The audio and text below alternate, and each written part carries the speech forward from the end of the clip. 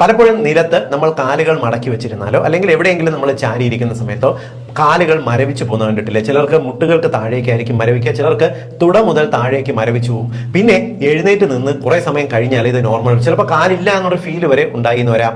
പലപ്പോഴും ഈ ഒരു പ്രശ്നം വല്ലപ്പോഴും വന്നാൽ കുഴപ്പമില്ല, ചിലർക്ക് ഇത് വിട്ടുമാറാതെ വന്നു എന്ന് വരാം. എന്തുകൊണ്ടാണ് നമ്മുടെ കാലുകൾ ഇങ്ങനെ മരവിച്ചു പോകുന്നത് പറഞ്ഞുതരാം. നമ്മുടെ കാലുകളുടെ വശങ്ങൾ കൂടി പലപ്പോഴും എല്ലുകളോട് ചേർന്നായിരിക്കും കാലിലേക്കുള്ള രക്തക്കുഴലുകളും നാഡികളും പോകുന്നത്.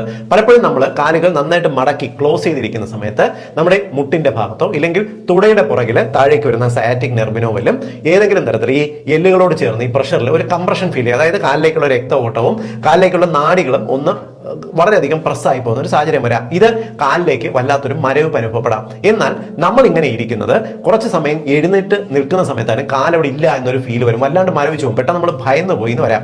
എന്നാൽ ഒരു 15 മുതൽ 20 സെക്കൻഡിനകത്ത് കാലിൽ നമ്മൾ നിവർന്ന് നിൽക്കുമ്പോൾ ഈ പ്രഷർ മാറുകയും കാലിലേക്ക് രക്ത ഓട്ടവും നാഡികളുടെ സംവേദനവും കൃത്യമായിട്ട് തിരിച്ചു വന്നു എന്ന് വരാം.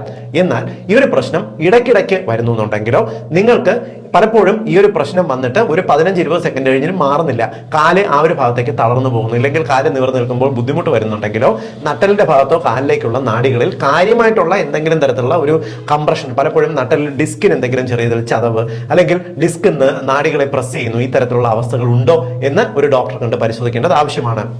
ഇനി ഇടയ്ക്കിടയ്ക്ക് നമ്മൾ നിലത്തിരിക്കുമ്പോൾ പാദം മരവിച്ചു പോകുന്ന ആൾക്കാരാണെന്നുണ്ടെങ്കിൽ നിങ്ങൾ എപ്പോഴും ഓരോ 10 മിനിറ്റിലും നിങ്ങൾ ഇരിക്കുന്ന പൊസിഷൻ അല്ലെങ്കിൽ പോസ്റ്റർ ഒന്ന് മാറ്റണം.